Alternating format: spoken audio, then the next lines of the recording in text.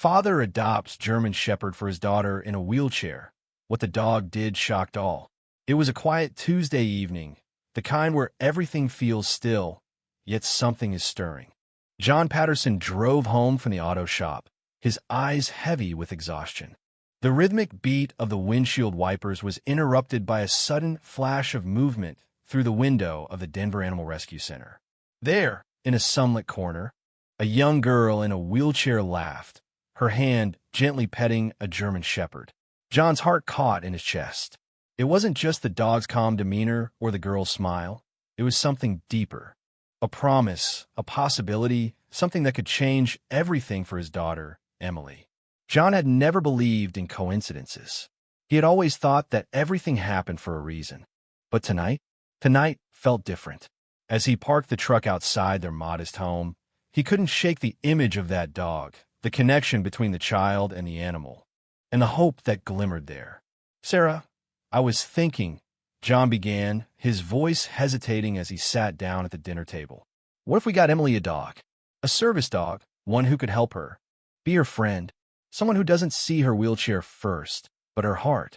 The silence at the table stretched, thick and heavy. Sarah looked up, her brow furrowing with a mix of confusion and concern. A dog? She knew how tight their budget was, the bills piling up, Emily's medical expenses never-ending. "A dog, John?" Sarah asked quietly, her voice barely above a whisper. "We can barely keep up with everything as it is. You know how much we're already sacrificing."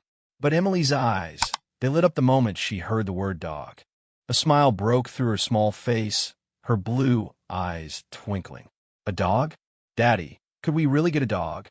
Her voice trembled with hope, fragile but undeniable. John reached out, placing his hand gently on Emily's. "Not just any dog, sweetheart. A special dog, one who's been trained to help kids like you." But Sarah, ever the practical one, couldn't help but voice her concerns. "John, it's not just the cost. There's a lot we don't know about dogs like that. And what if it's too rough with her? What if it's too much?" John wasn't giving up. "It's a trained dog, Sarah. We've seen what these dogs can do. We can give Emily the chance to have a friend who will always be there for her. Someone to walk with her when we can't." That night, after Emily was tucked into bed, Sarah and John sat together in the dark. The weight of their decisions felt heavier than ever. "Are we crazy for even considering this?" Sarah whispered, her voice breaking as the doubt crept in. "Maybe we are," John replied softly. "But sometimes crazy is exactly what we need. Emily needs someone who sees her, not just her wheelchair."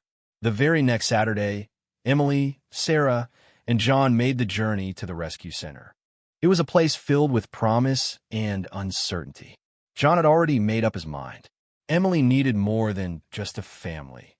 She needed a companion who would show her that the world could be kind, that she could be loved just as she was. As they entered the shelter, they were greeted by Karen Matthews, the director, who seemed to know exactly what they were looking for. She led them through a long hallway lined with cages, each containing a dog with its own story to tell.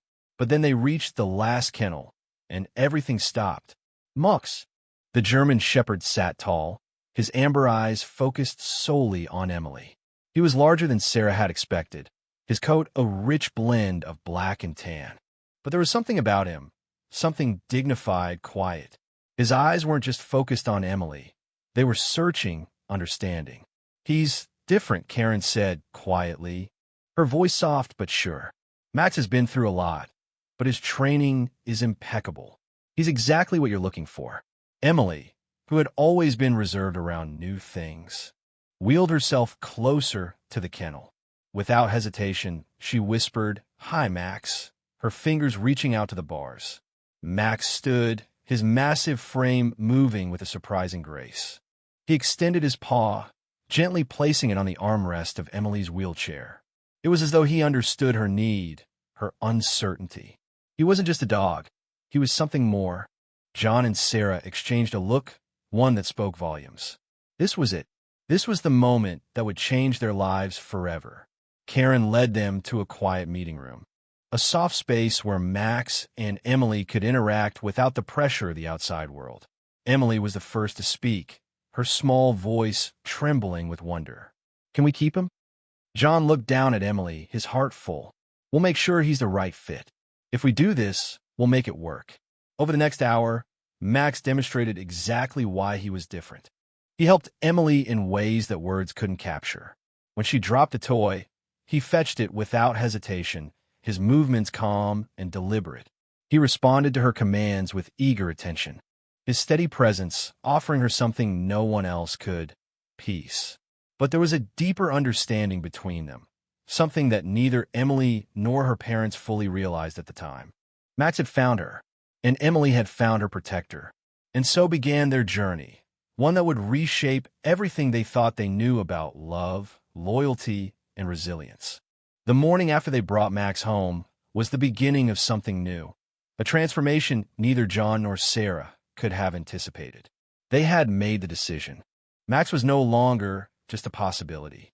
He was part of their family, the missing piece that would change everything. The first few days were filled with the excitement of new routines. Max was everything they had hoped for: gentle, attentive, and intuitive. He was especially careful around Emily, always aware of her limitations and never pushing her beyond what she could handle.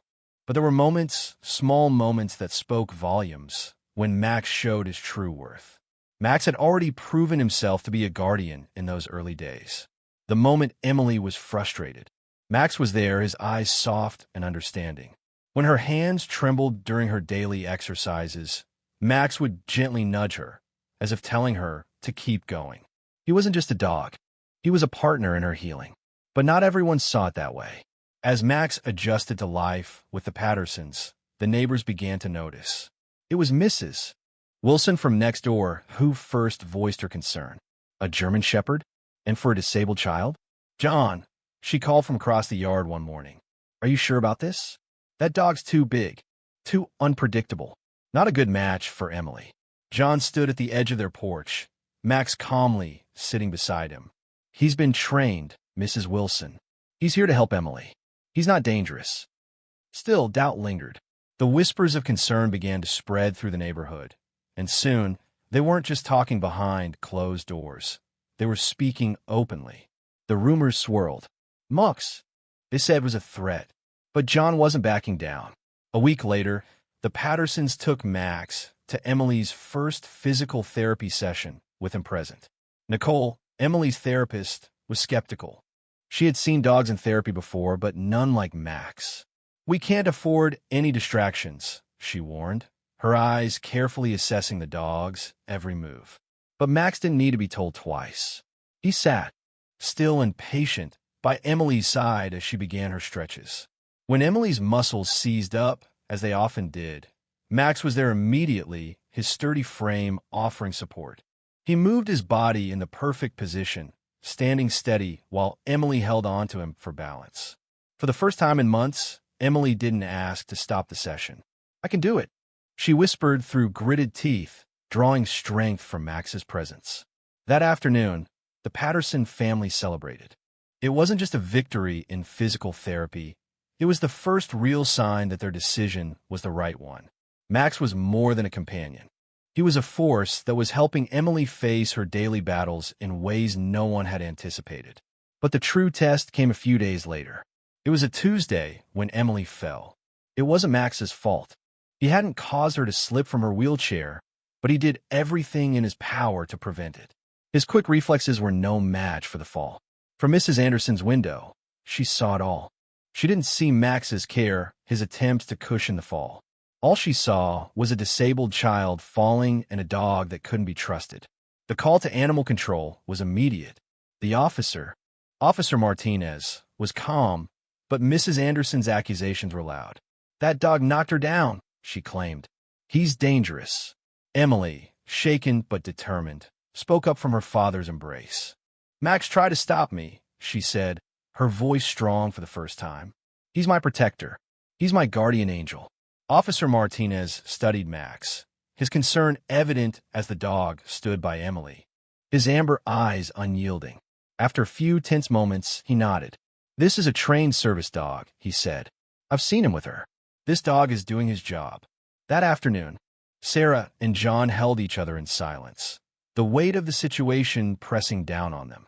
The criticism was mounting, but their resolve was unwavering. Max wasn't just a dog.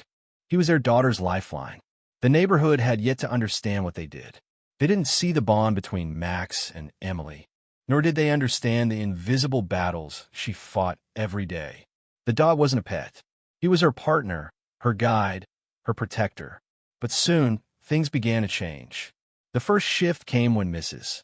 Thompson, the elderly widow next door, walked over with a plate of freshly baked cookies. "I was wrong," she said softly, handing over the treats. "That dog, he's not what I thought. I see now how much he watches over Emily." The next day, Mrs. Wilson, hesitant but clearly moved, stopped by to bring over some treats for Max. "I see him now," she admitted. "He's different. He's helping her." As the days went on, the neighbors began to change. The whispers that had once been filled with judgment were slowly replaced with understanding, and soon, their perception of Max as a threat shifted into respect. But the most important change was the one that began to occur in Emily. As the weeks passed, her confidence grew in ways no one could have predicted. With Max by her side, Emily began to do things she had never thought possible. She wheeled herself through the local park, not in fear, but with her head held high. She reached out to the children who once avoided her. For the first time in her life, Emily wasn't defined by her disability. She was defined by her strength, her courage, and the loyalty of the dog who had become her closest companion.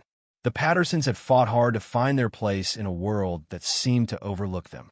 They had fought for Emily's right to live without the stigma that often accompanied disability. They fought for her to be seen, not as a girl in a wheelchair, but as a little girl with dreams, with hopes, and with a heart full of love. But the battle didn't stop at their front door. The real challenge was outside, at Riverside Elementary School, where Emily's service dog, Max, was not yet fully accepted. The school had reluctantly allowed Max to accompany Emily, but only after endless paperwork, meetings, and special considerations. Principal Roberts had made his position clear, and it wasn't a comfortable one. The school wasn't sure they could accommodate a dog, especially not a German Shepherd. Emily's classmates, too, weren't sure what to make of Max. Some of the children, especially Tommy Anderson, were cruel. They whispered behind her back and made rude comments. But none of that mattered when Max was by her side. He was a constant, a protector, a friend. And when Emily was with him, she felt braver than she ever had before. One morning at recess, Tommy and his friends came up to Emily, their words sharp and mean. "Hey, wheelchair girl," Tommy sneered, kicking dirt as he approached. "Your dog's a danger. He shouldn't be at school. My mom says he's too big." Emily clutched her book tightly to her chest, her fingers trembling. She could feel the heat rising in her cheeks, the sting of his words cutting deeper than anything else. But she wouldn't let it break her. Max was by her side, as always, and he had already positioned himself in front of her, ready to protect her, his body taut with awareness. Max didn't growl. He didn't lunge. Instead, he stood tall, calm, and firm, his amber eyes watching Tommy with a quiet dignity. The other children who had gathered around began to murmur, unsure of what to do. Emily, feeling the weight of their eyes on her, spoke up with a voice stronger than any of them had ever heard. "Max isn't dangerous," she said, her words clear and firm. "He's my friend, and he's my helper." Tommy threw a stick toward Emily, daring Max to react. But the dog did not attack. He simply moved between the children and Emily, standing guard with an unwavering calm. The situation was escalating. The teachers, who had been watching from a distance, hurried over, but by the time they arrived, the damage had been done. "Look, the dog's gonna bite," one of Tommy's friends shouted, his voice filled with panic. It was Mrs. Benson, the playground monitor, who rushed over to intervene. "What's going on here?" she demanded. Her eyes flicked between Emily, Tommy, and Max. "What's all the shouting about?" Tommy, his face red with frustration, pointed accusingly at Max. "Your dog's gonna hurt somebody," he declared. Emily spoke up again, her voice trembling but strong. "That's not true. Max was protecting me. You were throwing things at us." The tension in the air was palpable. The school staff began questioning what had happened. But Principal Roberts soon arrived, his face stern. "Mrs. Patterson, we need to discuss this immediately," he said, his tone formal. The conversation in Principal Roberts' office was tense. Tommy's mother, Helen, had been called in to give her side of the story. She stood in front of the principal, clutching her purse like a shield, her face filled with righteous indignation. "This isn't a zoo," she insisted. "Your dog doesn't belong here, especially around my son." Sarah's voice was calm, but the words were heavy with the weight of truth. "Your son was bullying my daughter, and Max did exactly what he was trained to do: protect her. He's not a threat. He's a service dog." The back and forth continued, but Emily remained quiet, her hands clenched in her lap. She looked up at Max, who sat beside her, his gaze steady and comforting. She didn't need anyone else to defend her. Max was doing that already.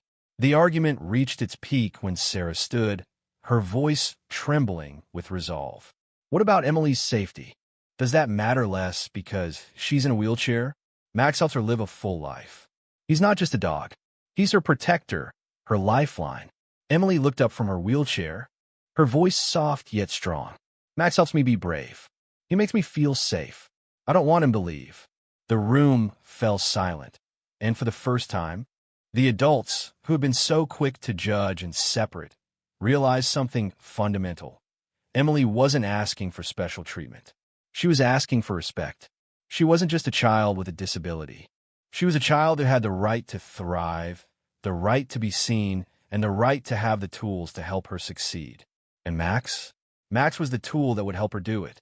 For the Pattersons, the road ahead wasn't going to be easy. There would be more hurdles, more challenges, and more moments of doubt. But every single day, Max proved that the bond between him and Emily wasn't just a friendship. It was the foundation of her healing, a lifeline that connected her to the world in ways no one could have predicted. The neighborhood's opinion of Max continued to evolve, slowly but surely. It wasn't just Sarah and John who had witnessed his dedication. The rest of the community was beginning to see it too. Mrs.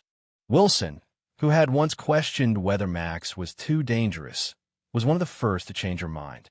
She'd watched him with Emily from her porch, seeing how patient and careful Max was, how he seemed to intuitively understand her needs. The shift was subtle at first. Max was no longer the dog to avoid, but it grew stronger as the weeks went on. But just when things seemed to be turning around, the pressure began to mount. One afternoon, Sarah was sitting in their living room, flipping through another pile of medical bills, when the phone rang. "And we're seeing some improvements," he began, his voice steady. "But I'm concerned. Her therapy sessions are becoming increasingly difficult. Her muscles aren't responding as we hoped. I think we need to adjust her routine. There's a chance we could be pushing her too hard." The words hit like a ton of bricks. Sarah's eyes blurred with tears, her hand gripping the edge of the table as she tried to steady herself. She had hoped so badly that Emily's progress was permanent, that the strength she was building would last. But now, it seemed as if everything was hanging by a thread. Her mind began to race. How could they keep going?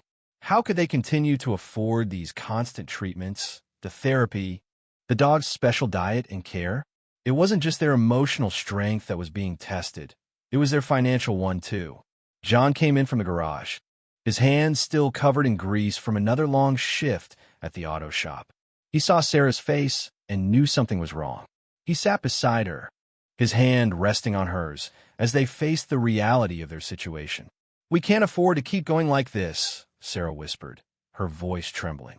"The bills are piling up, and we don't have much left. Maybe we should think about finding Max a new home. We could use the money from the adoption fee to pay for Emily's meds." John's heart sank at the thought. They had worked so hard to bring Max into their home, and the bond between him and Emily was undeniable. But Sarah's words were a reflection of the desperation they were both feeling. They didn't have the luxury of making emotional decisions. Every choice had to be weighed against the crushing reality of their circumstances. But then, as if sensing their distress, Max padded into the room, his eyes filled with concern. He laid his head gently in Sarah's lap, as if offering comfort in a moment of uncertainty. Tears welled up in Sarah's eyes. "Max," How can we even think about giving you up? You've helped Emily more than we could ever explain."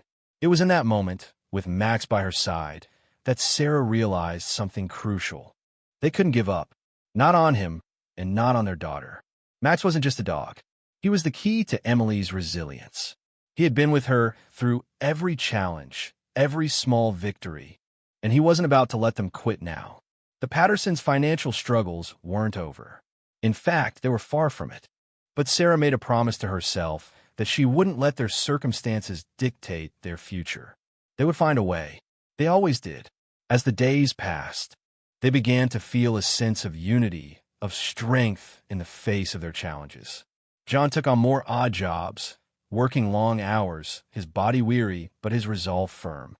Sarah began selling off some of their belongings, old furniture, extra clothes, anything they didn't need. It wasn't easy, but it was a necessary sacrifice. Meanwhile, Emily's therapy sessions continued, and with each one, she grew stronger. Even when her muscles didn't cooperate, Max was there to encourage her. He helped her push through the pain, reminding her that she could always keep going, that giving up was never an option. But the breakthrough came unexpectedly. One afternoon, as Emily struggled to lift a block during therapy, Max, ever the protector, moved beside her, his presence steady and reassuring. The therapy assistant, Nicole, watched as Emily took a deep breath, steadying herself with Max by her side. Slowly, but with determination, Emily managed to hold the block for just a few seconds longer than usual. Nicole looked up, surprised by the progress. "You're getting stronger, Emily," she said, her voice filled with pride. "You're really doing it." Sarah's heart swelled with emotion. Her daughter, once so fragile, was proving that she could overcome even the most difficult obstacles. And it was all because of Max, because of the unwavering, unconditional support he provided. But even as Emily's physical progress was undeniable, there were still moments of doubt.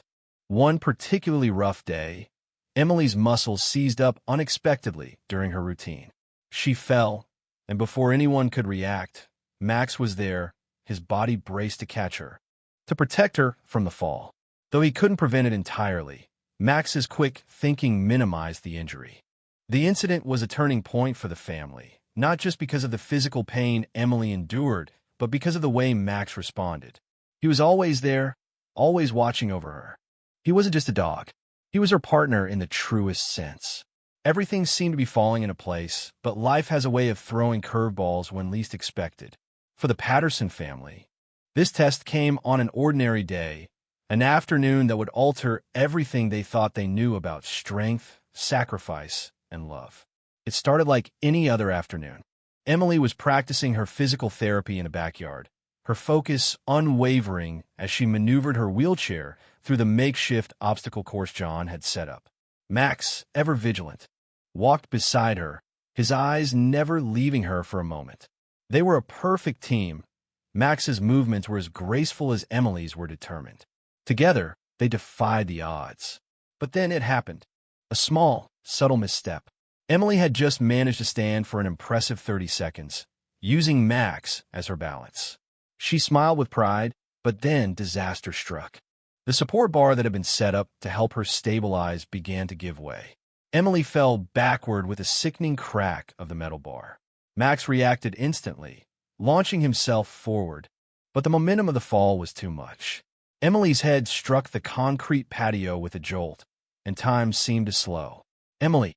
Sarah screamed, rushing toward her daughter. Panic surged through her as she reached Emily's side, seeing her daughter's lifeless body crumpled on the ground. John's heart stopped as he heard the crash. He dropped what he was holding in the garage and sprinted toward the backyard, his legs heavy with dread. The sight of Emily lying motionless brought him to his knees. "Emily, please, baby, wake up." His voice cracked, desperation creeping in. Max, now lying beside Emily, whined anxiously, his protective instincts kicking in. He nuzzled her face gently, but it was clear the situation was dire. Sarah, using her nursing training, immediately knelt by Emily's side, checking for any signs of life. She could feel the rapid pulse under Emily's skin, and a sense of relief washed over her. Emily was alive, but still unconscious.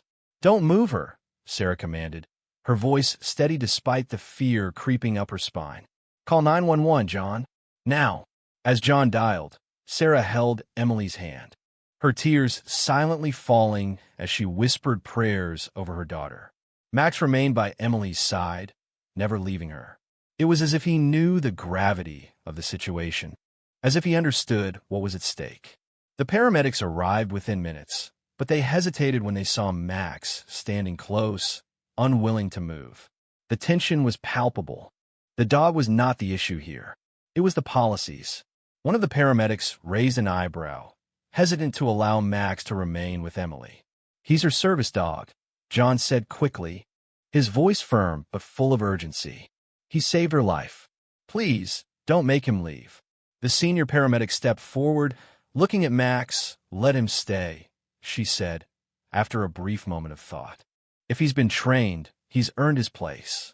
John felt a rush of gratitude for the understanding. The ride to Denver Memorial Hospital was long, even though the distance was short. Emily's condition was still precarious, and the medical team kept a close eye on her as Max lay beside her stretcher, his head resting on her lap. The dog had not left her side for a second, even during the chaos. He had been her lifeline through it all. As they arrived at the hospital, a new battle began, one that wasn't about Emily's physical injuries, but about whether Max could stay with her in the trauma room. A nurse, her face hard, shook her head when she saw Max. "No dogs allowed," she stated firmly. "Hospital policy." "Max stays," Sarah said immediately, her voice unwavering. "He's her service dog. He's more than just a dog. He's part of her medical team."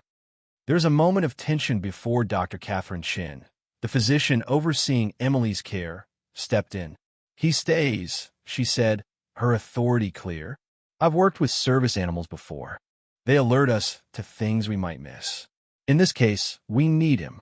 Max, sensing the gravity of the situation, positioned himself carefully at Emily's side, never leaving her.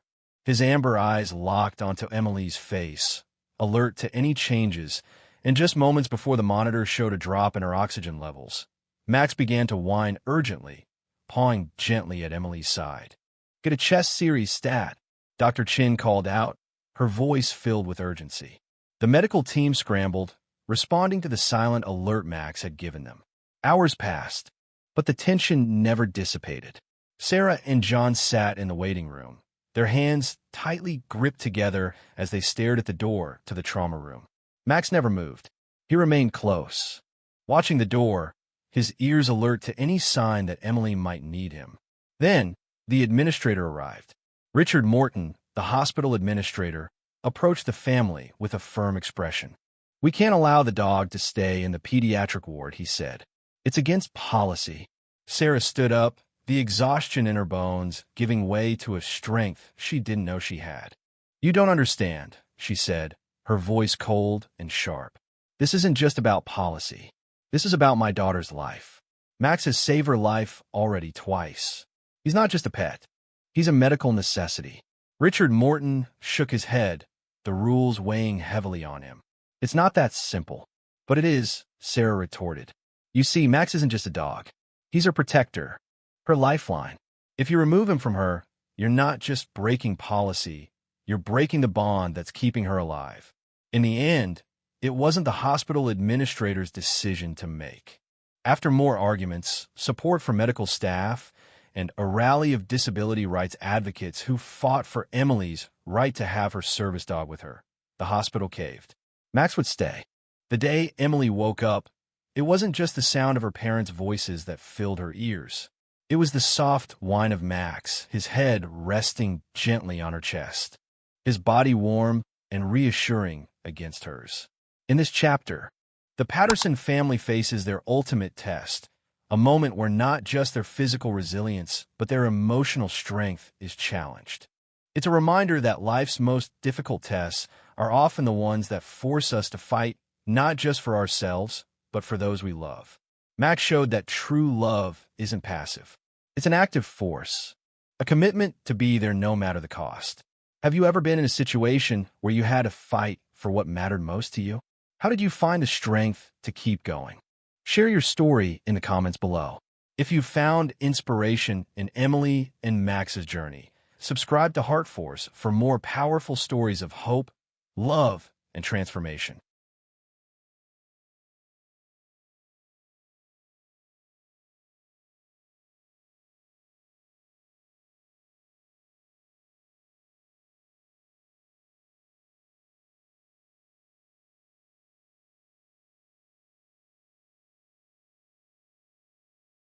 When the bear cub walked straight up to me at the river, my breath caught because I understood he had not come by accident.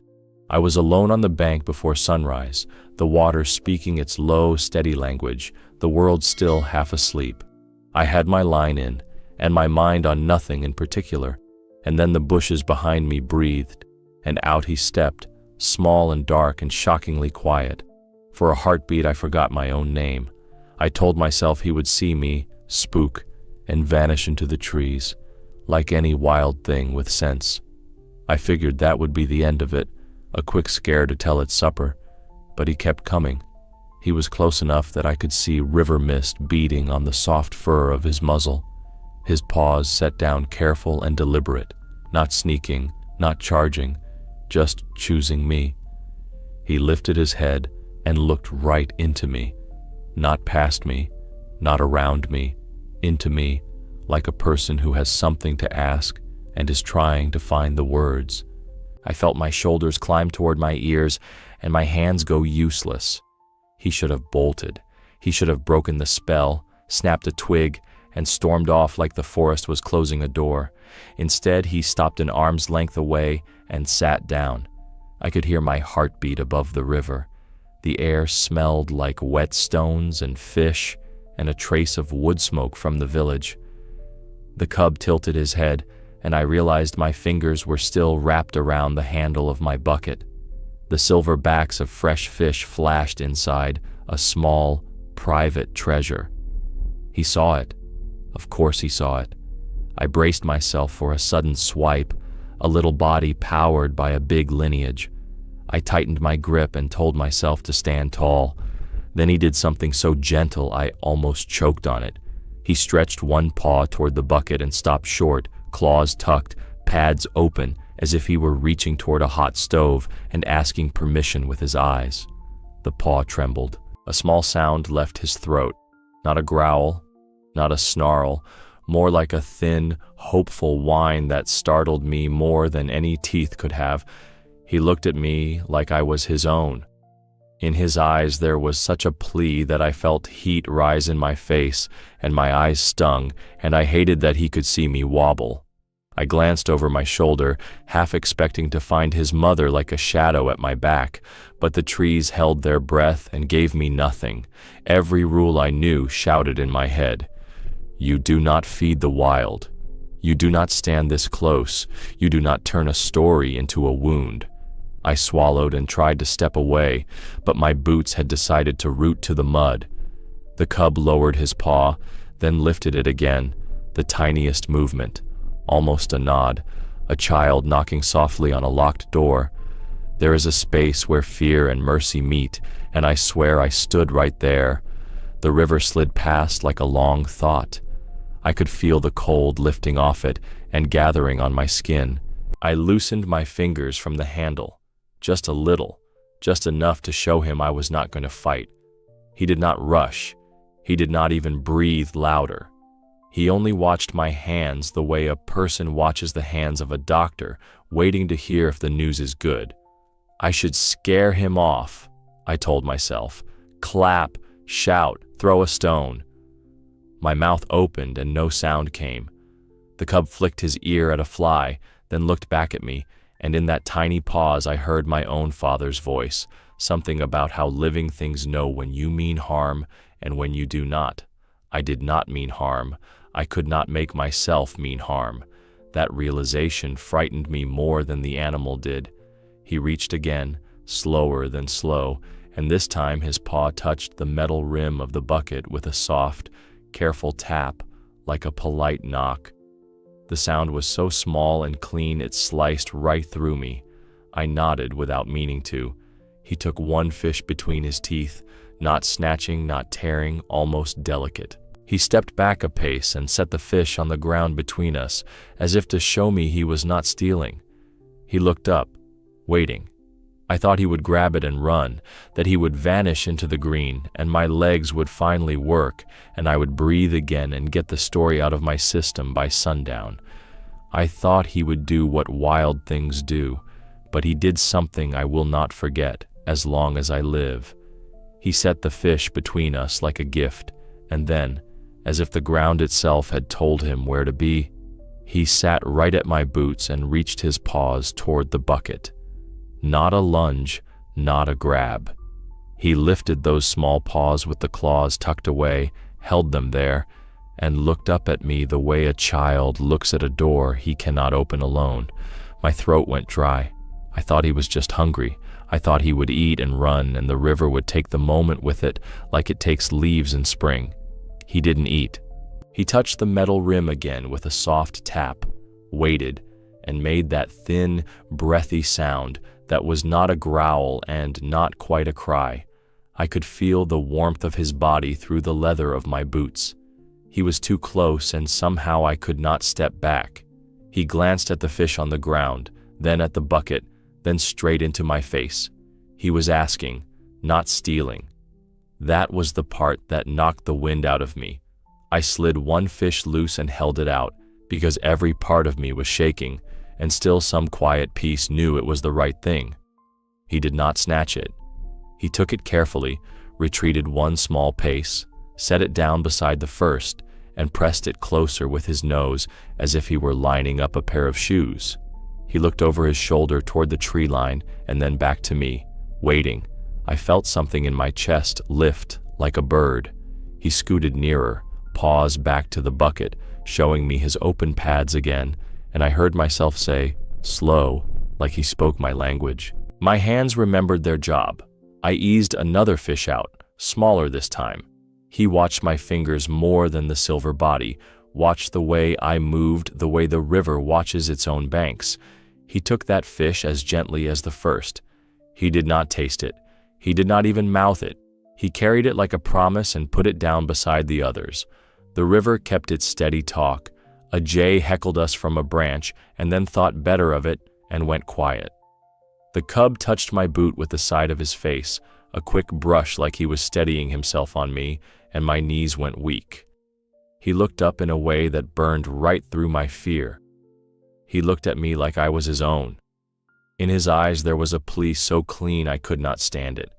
I wanted to wipe my face and found I was already wiping it. He reached again, paws lifted, and I felt the cold sweat run down my back. I gave him another fish, and then another, and each time he placed them with the same neat care, the same urgent patience. He kept checking the woods as if listening to a voice I could not hear. He made that small whine again, turning his head a fraction toward the dark between the trunks, then back to me, nodding almost, asking without a word for me to understand. I thought of teeth and claws and stories that end badly, and none of that fit in the quiet that had settled over us. I crouched, reckless and careful at once, and moved the bucket closer to him. He did not dive in. He did not even tip it. He tapped the rim, looked at my hands, and waited for me to pass the fish one by one. I was the one portioning out the river now, and he was the one with the patience. Every rule in my head sounded distant and wrong. He was not feeding himself. He was gathering. He took the last fish and stood there with his mouth empty, just breathing, as if counting. Then he did something that pinned me to the spot. He nudged the line of fish with his nose toward the trees and looked at me, then at the path along the bank, then back at me again. It was not random. It was not hungry. It was a message even I could read. The hair lifted on my arms. I told myself this was the end of it, that I had done a foolish kindness, and he would slip away into the green, and I would go back to being a man with a rod and a story he would never tell. But he did not slip away. He gathered himself, gave a small, urgent huff, and made a motion that was as close to a come as anything I have seen outside a human mouth. Then he turned toward the forest, took 2 steps, stopped, and looked over his shoulder to see if I was watching. I was watching. And what he did next made me go cold. He gathered the little line of fish with a quick, tidy nudge, chose one, and lifted it as carefully as if it might break in his teeth. He did not taste it. He did not even glance at me for approval this time. He turned and ran for the trees, the fish hanging straight like a silver pendulum from his mouth. My heart thudded hard enough to shake my arms. Hunger, I told myself. A simple answer for a strange morning. He would disappear into the green, and that would be the end of my foolishness. But I stayed there with my boots in the wet mud and the river speaking, and I counted breaths because I could not count minutes. The bushes whispered once, and then again, and then he came back, empty-mouthed, trotting, then slowing, then settling at my feet like before. He raised his paw toward the bucket, claws tucked, pads open, waiting. The world narrowed to that lifted paw and the small tremor that ran through it. I tried to speak sense to the air. You cannot keep doing this. You cannot keep breaking a rule that was written long before you.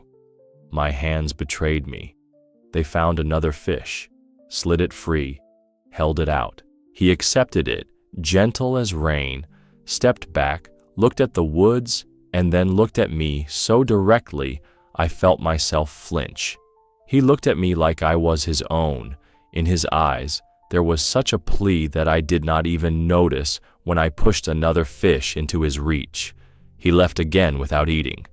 The brush swallowed him, and the river kept sliding past, steady as a slow breath. I bent, put both palms on my knees, and listened for anything that would tell me I had not lost my mind. A jay called once and went quiet. A branch ticked. Far away a dog barked and thought better of it. I waited until the silence hurt. Then the bushes stirred, and there he was, quicker now, more urgent, paws lifting as if the ground were hot. He tapped the rim of the bucket with that soft, polite knock, and I felt my throat tighten. I told myself to stop. I told myself to shout and wave and send him back to whatever law had raised him. My fingers curled instead around another fish. He did his careful work again. Take, back away, glance toward the trees, set the fish down for a heartbeat as if counting, then lift it and go. Not feeding, ferrying. The word slid into me and lit up the dark corners I had been trying not to look at. I didn't chase him. I stood there with my fear warming my spine and my bones humming. I pictured a hollow tucked under roots, a small den, a tangle of dry grass, and the soft sound of a cub eating fast and secret. I told myself that was it. I was sure he was hauling the catch to his den, that this was a strange kindness with a simple story wrapped around it, and I could go home with my hands shaking, and my pockets light, and my mouth full of river. He came back again, sooner than made sense, and this time he didn't reach straight away. He pressed his shoulder against my shin like he had before, as if bracing himself or testing me. Then he lifted his paw and waited, perfectly still, eyes on my hands, and in them that same clean plea that made my chest ache. I passed him another fish. He took it and hesitated, looking toward the trees and then back at me, as if measuring the distance between us and whatever waited in that green quiet. My fear went one way and my gratitude went another, and I stood right between them, dizzy. I told myself this was nearly done, that he would finish his secret errand and vanish for good. I told myself I would shoulder my gear and let the river wash the morning out of me. I told myself I would sleep that night. The lies tasted thin. He returned yet again, quicker, breathing harder now, and I realized he had not eaten a single bite. His muzzle was clean, his throat still. He tapped the metal rim, then flicked his gaze toward the path along the bank. A small huff left him, almost a sigh, almost a word. I understood nothing and felt everything. I gave him one more fish because I could not bear the look in his eyes. He took it like a promise and gave me a long, steady look in return that felt like a hand on my shoulder. I thought the morning had found its shape and would keep it. I thought hunger had explained the mystery, and the woods would close behind him and let me go back to being ordinary. But he shifted his weight, lifted that paw again, and this time he did not take the fish I offered. He held still until I met his eyes, then stepped away a few paces, turned, and stared at me as if to say I was not done here. I felt the cold rise from the river and move through me like a warning and an invitation at once. I was sure he was carrying the catch to his den, that this was some small miracle I could fit into the old stories and seal with a nod. But when he disappeared into the trees and came back, yet again, more urgent than before, paw lifted high and eyes burning with that same plea, I knew I could not pretend I understood. Something waited in the woods that had nothing to do with his own hunger, and before I knew it, I was leaning forward, listening for it, ready to follow wherever that small, impossible guide would lead. He took 3 quick steps toward the trees, stopped, and looked back to see if I would follow. I don't know what part of me moved first, fear or something that felt like duty, but I lifted the bucket and went after him. The forest closed around us with the smell of wet bark and iron-rich earth. He trotted ahead with a fish in his mouth, then slowed at a bend in the path to make sure I was still there. Every few paces he glanced over his shoulder, and each glance felt like a thread pulling me deeper. We crossed a narrow trickle where the river had escaped itself. He hopped it, looked back, and I stepped over like a man learning to walk. My breath was loud in my ears. He made a thin, high sound, almost a whistle, and there was an answer deeper in the trees, softer, like something trying not to be heard. I stopped cold. He turned, lifted his paw, and waited for me to move. He looked at me like I was his own. Whatever we were doing it together. We pushed through alder and fern until the light gathered into a small, quiet bowl of ground. That's where I saw her. She lay on her side under a leaning pine, her great body still as river stone, ribs moving shallow as a moth's wing. One eye showed, dull but open, and the flies kept trying their luck and losing it. The cub went straight to her. He set the fish down beside her muzzle and nudged it closer with his nose, as carefully as he had lined them up at my boots. Then he made that small sound again, thin and pleading, and pawed at the corner of her mouth the way a child might shake a sleeping hand. My legs forgot that legs are made for standing. I lowered the bucket without meaning to and felt my throat burn. I don't talk about the times I cry, but the truth is, I did not have a choice. I had never seen anything so tender and so terrible in one breath. He pressed his forehead to her cheek and then looked up at me, and there was no wildness in the look, only that same clean plea that had dragged me into the woods. I could not believe my eyes. I had tried so hard to be practical about the morning, but there it was. A child feeding his mother with the river's silver, and the forest holding its breath around them. I thought that was the end of the story. A child feeding his mother, and everything made sense. I thought I had been brought to witness a simple truth, and I could go home with a heart heavier and somehow lighter. But the truth did not stop there. She opened her mouth a little and then let it close. The fish lay against her lips, untouched. The cub pushed it closer, then tried to slide it in, but her jaw trembled and would not obey. He made that thin cry again and touched her with his paw, and I felt something inside me shake loose. He went back to the bucket and lifted a second fish, hurried to her, set it beside the first, then looked at me as if to ask, "Now?" It was not hunger that had sent him to me. It had never been hunger. It was love dressed up as urgency, and I felt small in front of it. My hands opened and closed without deciding anything. I wanted to run and wanted to kneel and could do neither. He circled her head, nosed the fish, nosed her mouth, and then pressed his shoulder against her rusty fur like he could push strength into her. If your heart is stopping right now, you understand. Subscribe. This is where the truth about nature's miracles is told. She drew a breath that sounded like a door rubbing its frame. I could see the tremor run through her side. The cub went still, listening with his whole body, then turned to me once more. In that look I heard all the words he could not speak. Help, please, do not be afraid. My feet took one step forward and the world tilted.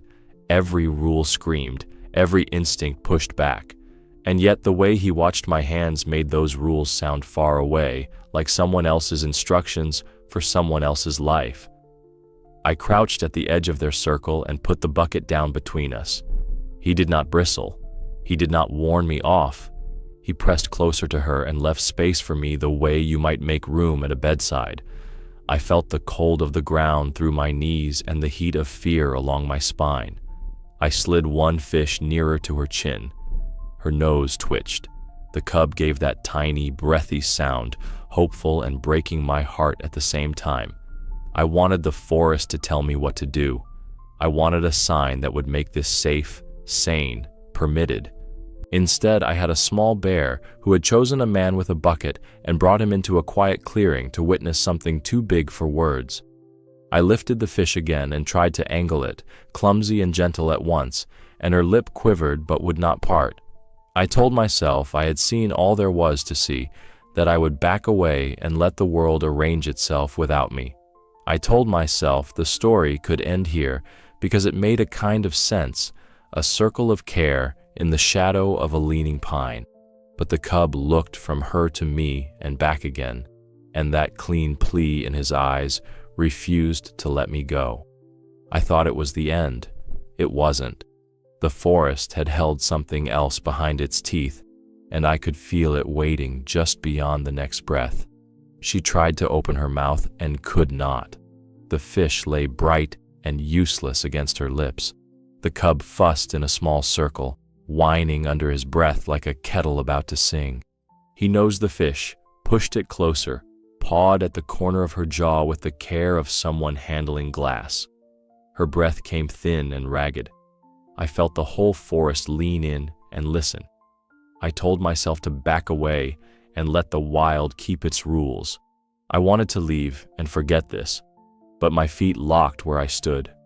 He tried again. He took the fish between his teeth and worried at it, trying to tear a softer piece, shaking his head in short, urgent jerks the way a child shakes a stuck drawer. A strip came free. He set it at her mouth, then used his paw to angle her lip, clumsy and precise at once. Nothing. Her jaw fluttered and fell still. He made that thin cry that I had begun to hate because of what it did to me. He ran to a patch of wet moss, stomped his forepaws into it, and came back with the green dripping from his fur. He shook water over her muzzle like a tiny rain and licked her cheek as if to wake her. Then he pressed his shoulder against her face and pushed as if he could tilt life back into place. He was doing what a child does when he wants to save his mother. The line came into my head like a sentence I had been waiting my whole life to hear, and it broke something open in me. I could not move without feeling like the air would tear. My hands were useless at my sides. He looked at me then, sudden and plain, and I flinched from the rawness of it. He flicked his eyes from my hands to the bucket and back to his mother, once, twice, as if he were giving me instructions he wished I already knew. I felt the heat crawl up my neck and the cold slide down my back and met in the middle like a knot. He climbed half across her neck, bracing, and with his free paw, he tried to pry at the hinge of her jaw, the way you pry open a stubborn jar. He was careful not to scratch her. He huffed, rested his forehead against hers, and tried again. A small sound left her, hardly a sound at all. He stilled, listening with his whole body, then turned to me with a look that felt like a hand on my sleeve. I took a step without meaning to, and the ground lifted beneath me. I stopped because fear knows my name. Every rule I had ever learned about animals and distance and lines you do not cross shouted from the trees.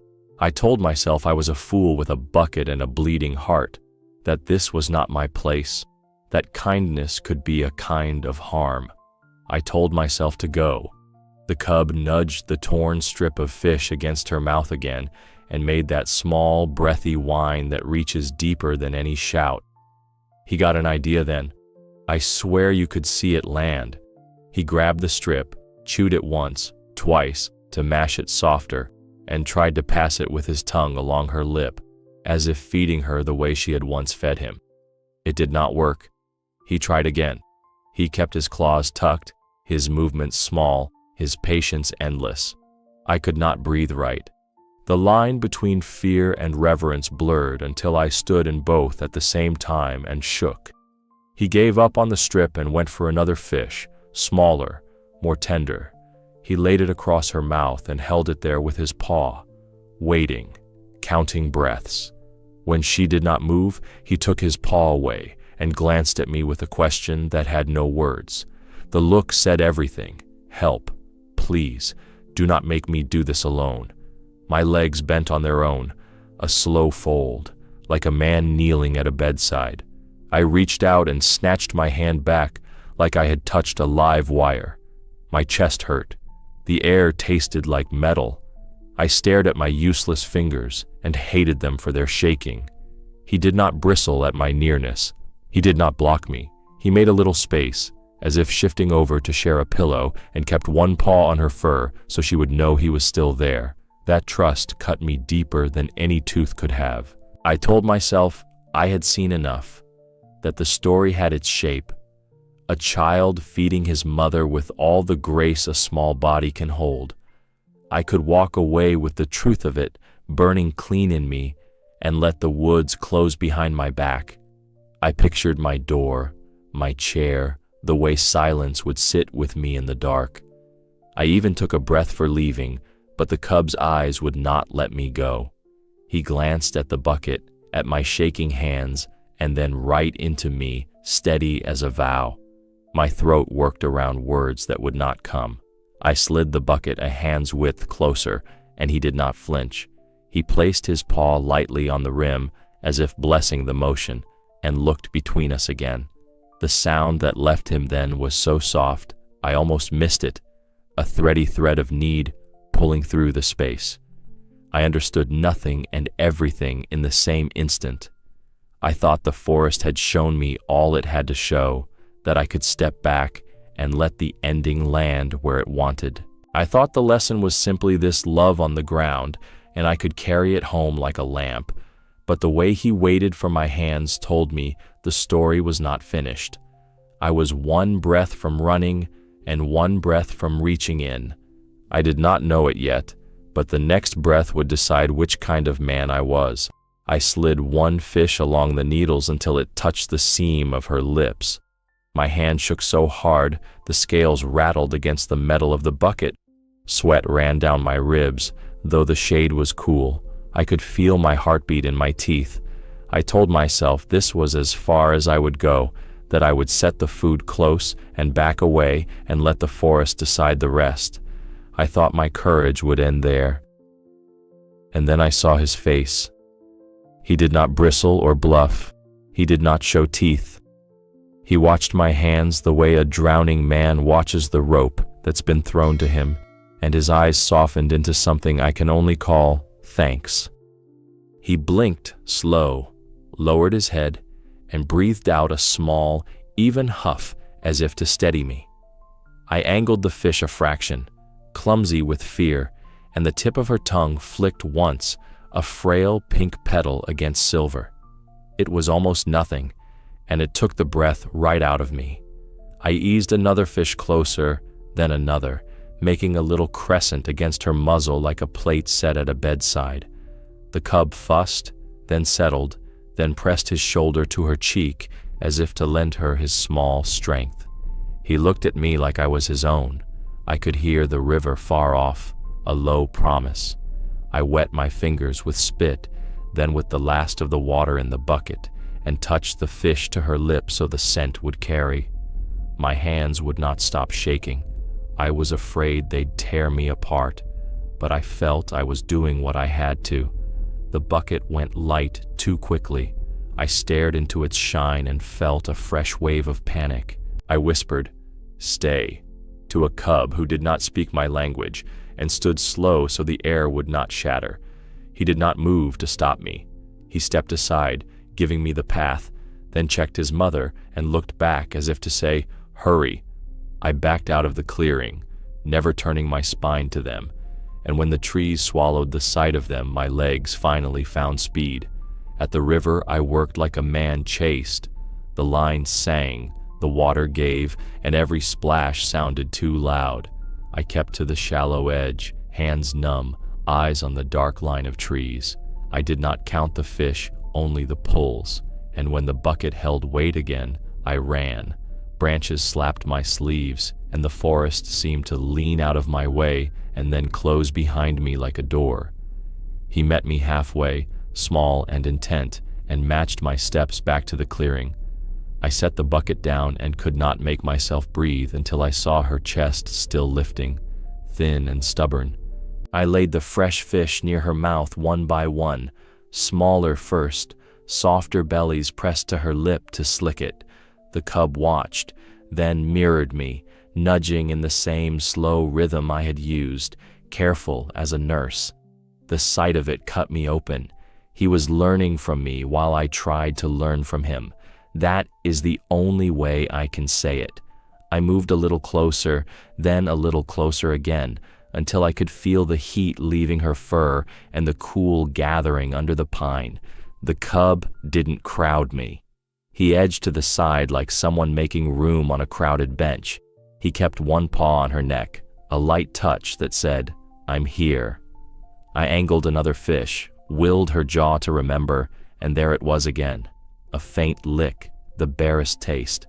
I closed my eyes for a heartbeat and felt them sting. I went back to the river twice more. Each time he paced the path like a sentry, and each time he walked me in, gaze flicking from my fists to her breath. I left a little mound of fish within the circle of her head and shoulders, not so close she would choke if strength surprised her, not so far the smell would fade. I spoke without thinking, low and steady, the kind of talk you use for skittish colts and terrified children. It was not the words, it was the shape of them. The fear never left. It sat on my back like a pack, heavy and honest. But there was something else now, a thin thread pulled tight from me to them. I kept hearing my own voice in my head. I am not supposed to be here. I am here. Both things were true, and I was standing in the middle of them. The cub lifted his face, searched mine, and the look that met me was not wild. It was recognition. It said, "Keep going." A gust ran through the pine and brought a new coolness. The flies thinned, then circled back. She shifted a fraction, a tremor that moved from shoulder to hip, and the cub froze, listening with his whole body. I slid one last fish into place and sat back on my heels, dizzy from the closeness of it all. My shirt clung to me with sweat. The ground seemed to tilt. I told myself this was where my nerve ran out, that I had done the one brave thing I was built to do, and no more.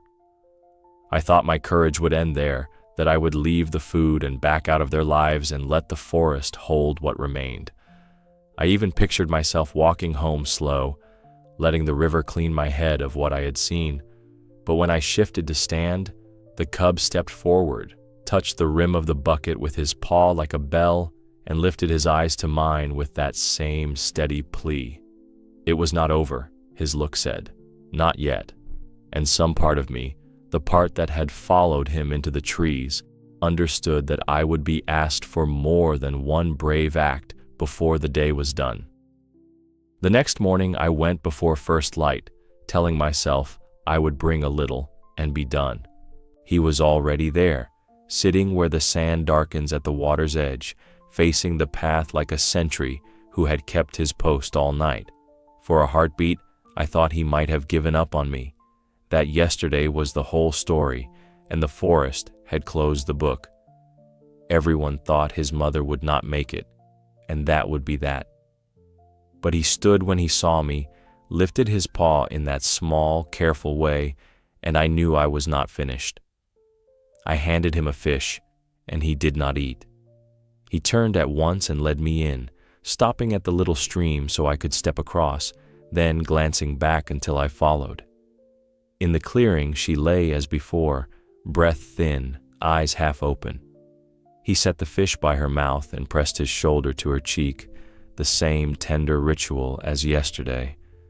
I slid another closer. Her tongue flicked, a faint touch, and I felt my chest ache with relief and fear at once. I told myself this would be one more day of mercy, and then the world would take over without me, that I would return to my ordinary life. But when I turned to leave, he went with me to the edge of the trees and waited there, as if to make sure I would find my way back tomorrow. On the second day the river ran higher, and the cold bit my fingers until they went dumb. He met me again, not at the bank this time, but halfway down the path, small body bright with rain. He paced beside me, then trotted ahead, then paused and checked my steps in a rhythm we had both learned without words. In the clearing, she tried to lift her head and could not. He fussed, nudged, made that thin sound, and I placed the softest fish where her lip could taste. A lick, another, the smallest progress, and it felt like sunrise inside my ribs. By the third day, the village had begun to whisper. On my way to the river, I caught the tail of a sentence hanging over a fence. The fisherman feeds bears. Someone laughed like it was a joke you should not repeat. Someone else said nothing, which said more. I kept my eyes on the road and my mouth shut. I told myself I was a fool and also that I could not do otherwise. Both things were true. He waited for me. He believed I would come. I could not let him down. He started meeting me earlier, as if he could read the shape of my mornings. Sometimes he sat, paws tucked, watching the light change over the water. Sometimes he paced, nose to the wind, listening for something in the trees that I could not hear. Once, when I hurried in too close, he blocked me for the first time, not with teeth, just with his small body planted firm across the path. He held me there for a breath, then stepped aside and led me in slower, as if to say, "Quiet, she is sleeping." It was such a human kindness it made my hands shake. I tried to keep my errands small. I tried to slip back into the village like a man returning from any river, tired and ordinary. But word travels faster than water. A neighbor asked if I had seen tracks near the bend. Another said I smelled like wet fur. I smiled wrong and kept walking. At night, the whispers pooled under the eaves. In the morning he was waiting, and the world beyond the trees felt faint and far away. We found a rhythm that belonged to the three of us. I would catch and carry. He would guide and place. She would flick her tongue, then rest, then try again. Sometimes she managed the barest bite, a swallow that sent a tiny ripple through her side. Sometimes she did not. On those days he did not leave the clearing when I turned to go. He followed me to the path, sat and watched until I was out of sight, as if standing a second watch after mine. I would feel that gaze on my back all the way to the water. People started counting the days for me. They shook their heads in the store. They asked if I had lost my mind. They reminded me of rules older than any fence in the village. I had no answers that would satisfy them. I had only the look the cub gave me at the river, the steady way he lifted his paw, the trust that rose in me to meet it whether I wanted it or not. I knew the dangers. I carried them like a weight, but I also carried that thread between us, pulled tight as if it might break if I skipped a day. Each evening I told myself I would not go back in the morning. I told myself I would choose sense over heart and leave the forest to its own laws. Each dawn found my boots on the path, the bucket on my hip, and his small shape on the sand where the river speaks. He would stand, huff once, and we would walk. If I slowed, he slowed. If I stumbled, he waited. If I drifted too near the clearing, he eased me to the right spot with a soft press of his shoulder against my shin, as if we had been working this job together for years. Everyone thought his mother would not survive. They said it with pity and with warning. The way people speak of storms they have seen flatten barns. I believed them when I was home and the lamps were low, but in the clearing, with his paw resting light on her neck and her breath scraping but still counting, belief bent into something else. I could not prove it. I could not explain it. Yet some stubborn part of me began to think she might lift her head. Not today, not tomorrow, but someday, if we kept the rhythm. I wanted to say the story settled there, that duty carried me for a handful of days and then set me down. I wanted to say the village shrugged, and the forest kept its secrets, and the river smoothed the edges off our footsteps. But the seventh morning, he did not sit.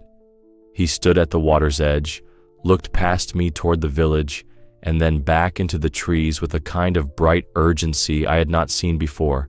He took 2 steps, stopped, and waited for me the way he had on the very first day. Something had changed behind the pines.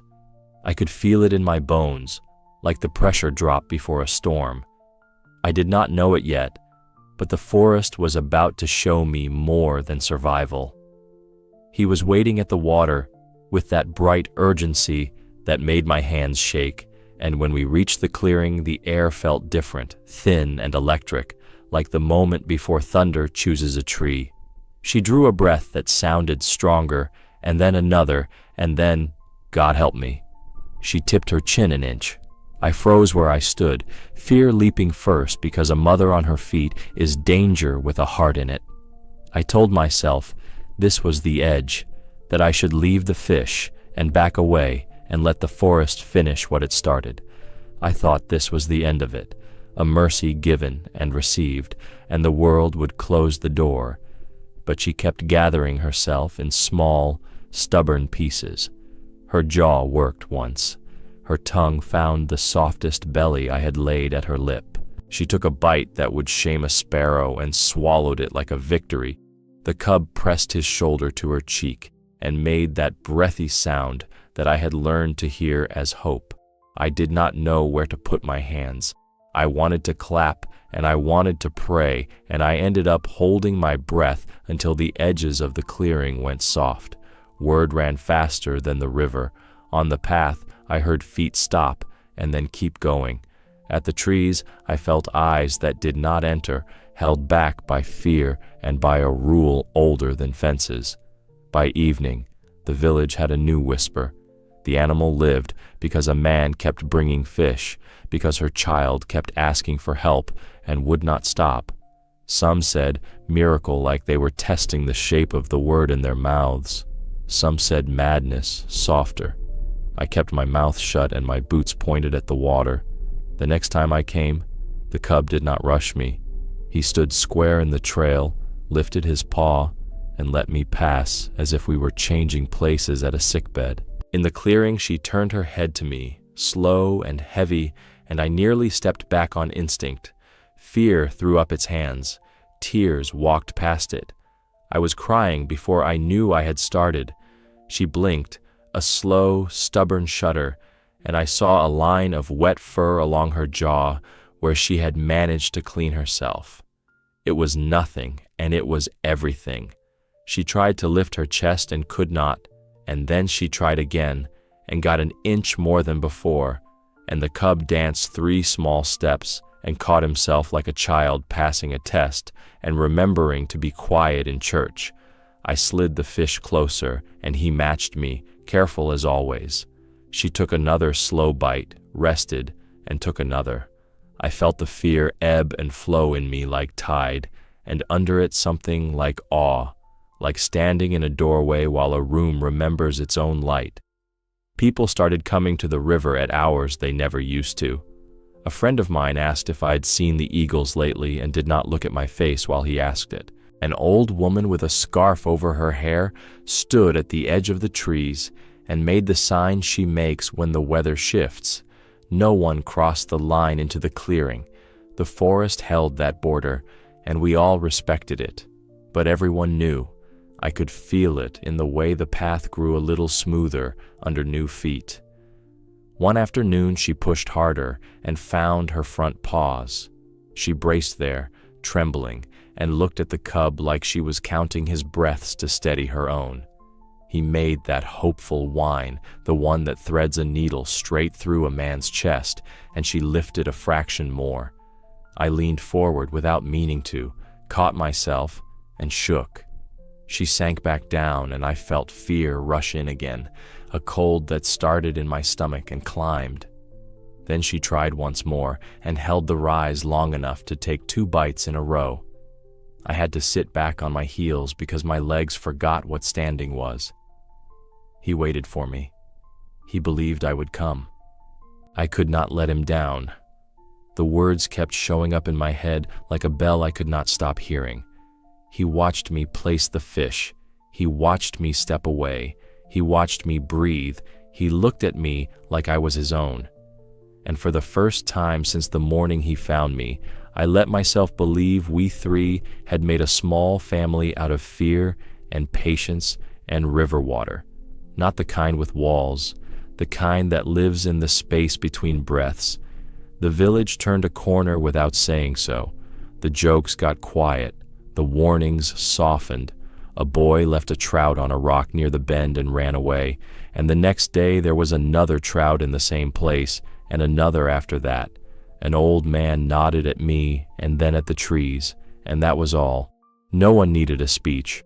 The truth was walking around on 4 legs in a clearing a short walk from our gates. Then came the morning when the cub met me at the water and did not lift his paw to ask. He simply turned and trotted in, sure I would follow, and I did. In the clearing she gathered herself and rose onto her 4 legs, slow and shaking, a great ship coming off its blocks after a long fix.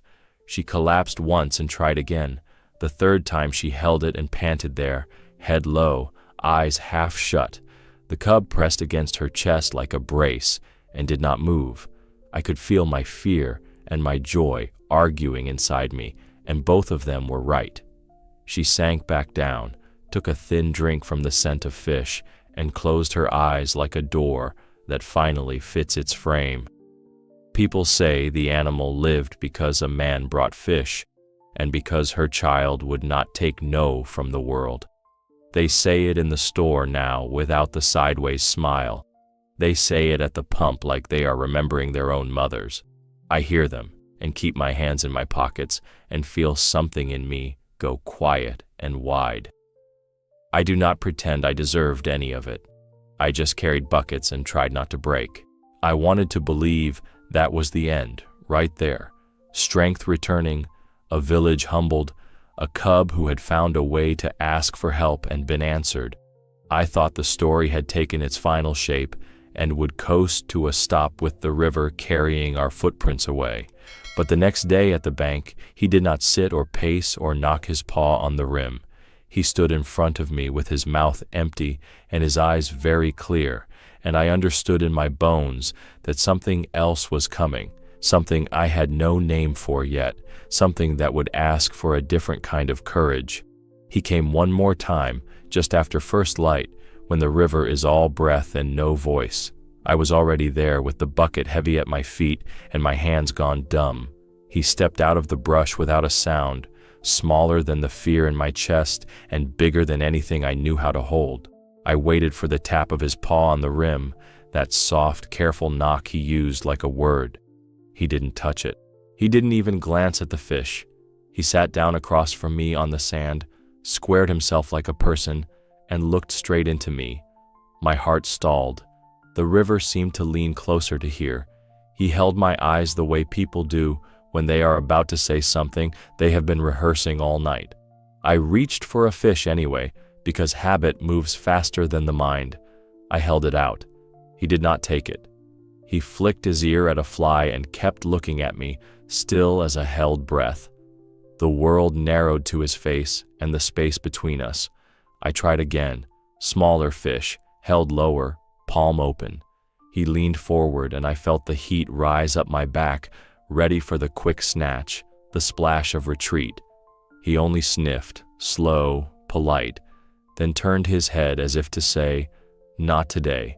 He set his paws on the earth and settled deeper, eyes on mine, and the message landed so clean I felt it in my bones. He had not come for the river, he had come for me. I don't have a better word than goodbye, but it wasn't sad the way people make goodbye. It was steady. It was a closing of a circle I hadn't known I had stepped into. He looked at my hands, at the bucket, at my face, and there was a softness there I can't explain without sounding foolish. He looked at me like I was his own. In his eyes there was a thanks so plain I felt my throat burn and my eyes fill before I could stop them. He stood then, slow as if he didn't want to startle me, and took 2 steps toward the trees. He stopped, turned, and looked again, long enough that my knees went weak. I could hear my father's voice, and my mother's, and every rule I had ever been told about not putting your heart where teeth live. None of it mattered. The look held me like a hand on my shoulder. I nodded without meaning to. He gave the smallest huff, not a sound you'd hear unless the morning was this quiet, and then he went into the green. I stayed there with the bucket and the dumb hands and the river that had watched all of it. I waited for him to come back out of habit, the way you wait for a kettle after you've already switched off the flame. The bushes did not breathe. The path did not move. Somewhere a jay tried a note and swallowed it. I don't know how long I stood like that. Long enough for the sun to find me. Long enough for the first people on the road to slow their step and look toward the trees without asking. If your heart is stopping right now, you understand. Subscribe to the channel. This is where the truth about nature's miracles is told. I went to the clearing alone that afternoon, feet careful, breath held. The pine leaned the same. The bed of needles held its shape. The flies had less to do. She was gone, not the way I had feared, gone like the earth had taken her weight and given it back as strength. I knelt and pressed my hand to the place where her chest had lain and felt the cool there, and then the heat in my own palm, and then nothing at all except the sound of my own breathing. Tracks told the rest. Big ones, shallow, steady, pointing toward the high ridge. Small ones, tight to the big ones, walking in their shadow. I followed until the hill said enough. Halfway up I found a place where they had stopped. There were marks of a brief sit, the scooped-out shape of fur pressed to dirt. I stood there until my legs shook and the wind took the last of my nerve. When I went back to the river, people were waiting in the way. People wait when they don't want to admit they're waiting. The animal lived, someone said, not to me, to the air, because a man kept bringing fish, because her child asked. No one laughed at the word miracle anymore. No one said madness, not even soft. We all looked at the trees and felt small and clean for a minute that felt like an hour. I kept going to the water at the same time for a week, then another. The bucket felt wrong if I didn't. I set it down and listened to the bushes that did not breathe. I told myself he might come, once, just to check, just to make sure I hadn't decided to forget. He did not. And then I understood the shape of the morning he had given me. He had come not for food, not for help, not even for hope. He had come to hand me back my own heart so I wouldn't lose it wondering. The village settled around the story like hands around a warm cup. People spoke softer near the path. A boy left a trout on the rock by the bend the first day, and a note the next. Thank you. He didn't sign it, and he didn't need to. An old woman touched my sleeve and didn't say anything at all, and when she walked away, I had to sit down because my legs were shaking again. I went to the clearing one last time when the leaves turned the color of old coins. I didn't bring a bucket. I didn't bring words. The needles were thick with a new fall. The leaning pine had caught a bit of ragged fur on a low branch, a small dark tuft that matched neither shadow nor bark. I stood there with it between finger and thumb until my hand trembled and I let it go. It landed where her head had been and stayed. On the way back, At the edge where the trees give you back to the river, I stopped because the world had taken on that empty full feeling it gets, like a room after a song. I saw my own tracks layered with the ones that had faded and the newer prints of the village feet that had come and looked and kept their distance. I tried to put what had happened into a line I could live with. He did not come for fish that last morning. He came to say thank you. I do not trust my memory when it reaches for pretty. I don't trust my need to make a story tidy. But I am telling you this, the way it happened. He sat like a person. He looked into me like a person. He made that small breath of a sound that said more than my mouth can. Then he left, and he did not come back, and somehow that was the rightest part of all. I don't quite believe myself. This cannot be, I would say if I hadn't seen it. But I saw it. The bear cub thanked me, and the whole village stood silent in reverence. If your heart is full of reverence right now, nature is wiser than us.